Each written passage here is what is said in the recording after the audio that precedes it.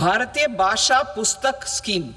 We propose to implement a Bharatiya Bhasha Pustak scheme to provide digital form Indian language books for schools and for higher education. This aims to help students understand their subjects better and in their language. National Centers of Excellence for Skilling. Building on the initiative announced in the July 24 budget, 5 national centers of excellence for skilling will be set up with global expertise and partnerships to equip our youth with the skills required for Make for India, Make for the World manufacturing. The partnership will cover curriculum design, training of trainers, and a skills certification framework and periodic reviews. Expansion of capacity in IITs. Total number of students in 23 IITs has increased 100% from 65,000 to 1.35 lakh in the past 10 years.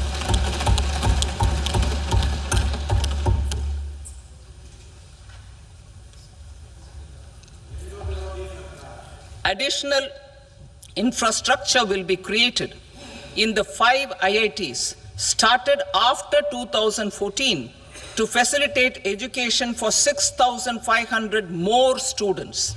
Hostel and other infrastructure capacity at IIT Patna will also be expanded.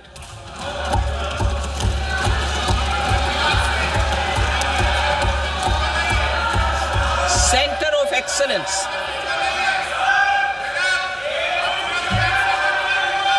Center of Excellence in AI for Education.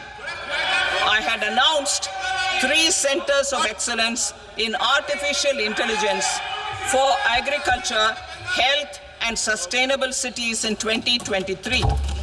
Now a center of excellence in artificial intelligence for education will be set up with a total outlay of 500 crores.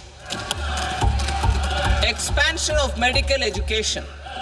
Our government has added almost 1.1 lakh undergraduate and postgraduate medical education seats in 10 years, an increase of 130%. In the next year, 10,000 additional seats will be added in medical colleges and hospitals towards the goal of adding 75,000 seats in the next 5 years.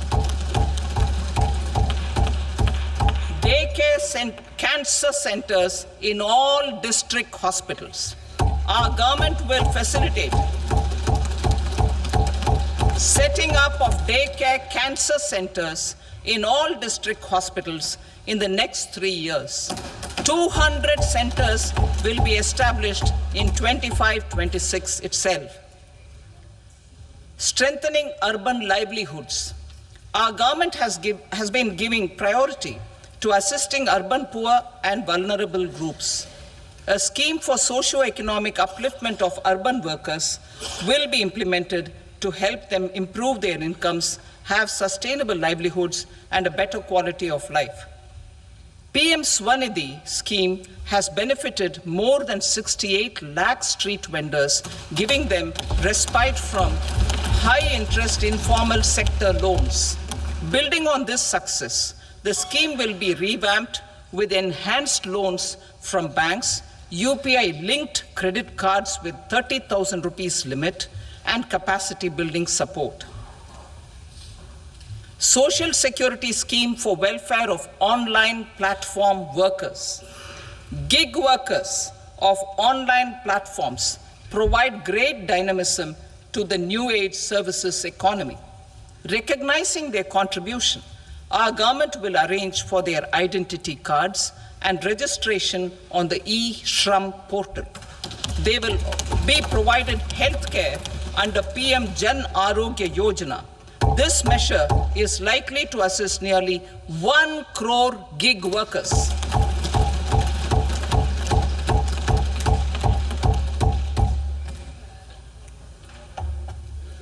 Investing in the economy. Public-private partnership in infrastructure. Each infrastructure-related ministry will come up with a 3-year pipeline of projects that can be implemented in PPP mode. States will also be encouraged to do so and can seek support from the India Infrastructure Project Development Fund, which is a scheme to prepare PPP proposals. Support to states for infrastructure. An outlay of 1.5 lakh crore is proposed for the 50-year interest-free loans to states for capital expenditure and incentives for reforms.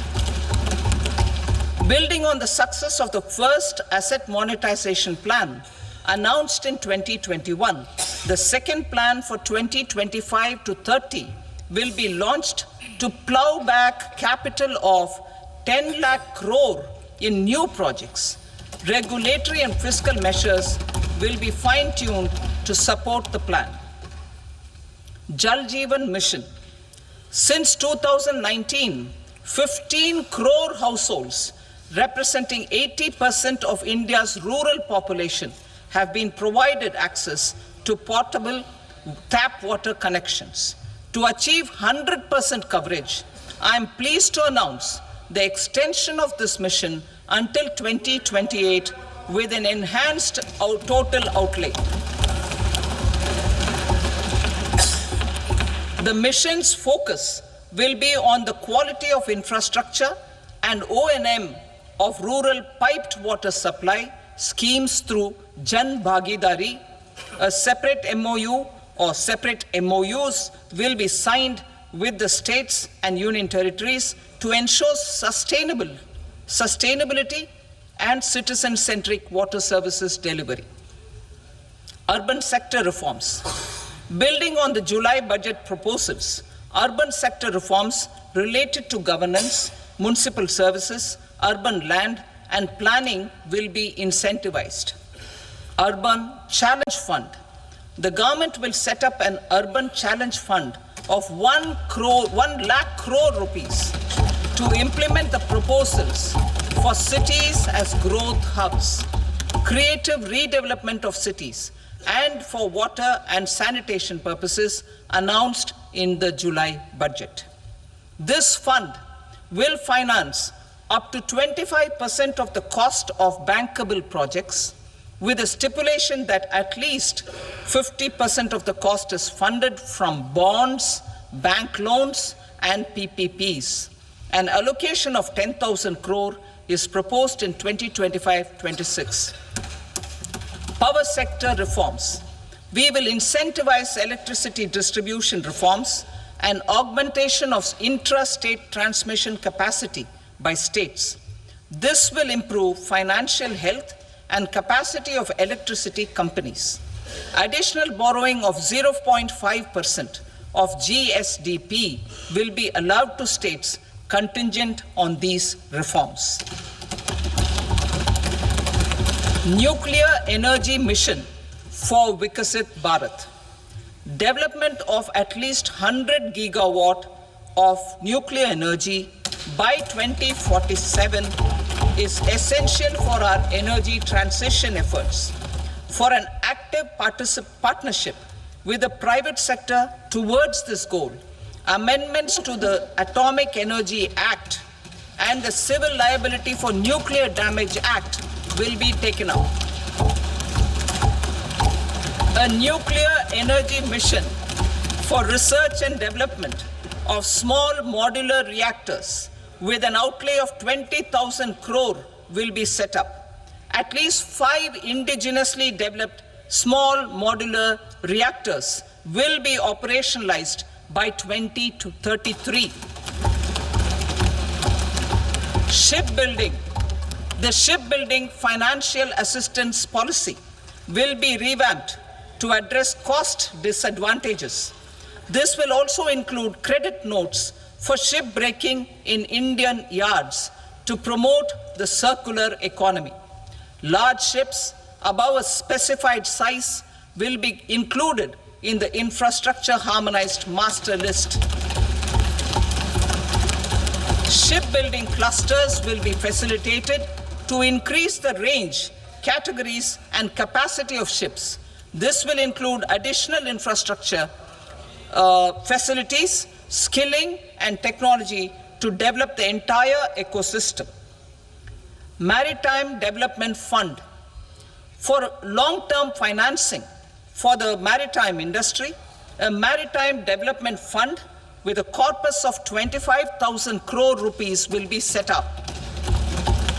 This will be for distributed support and promoting competition.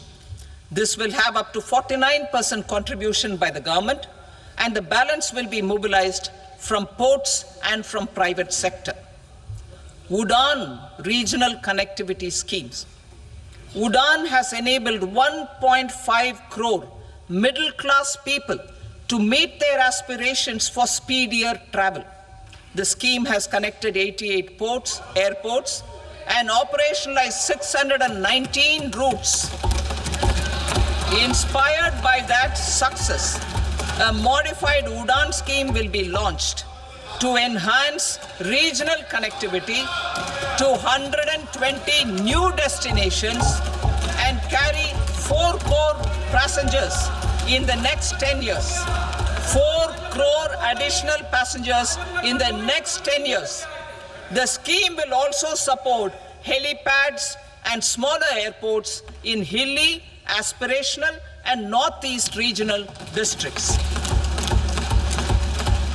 Greenfield airports will be facilitated in Bihar to meet the future needs of the state.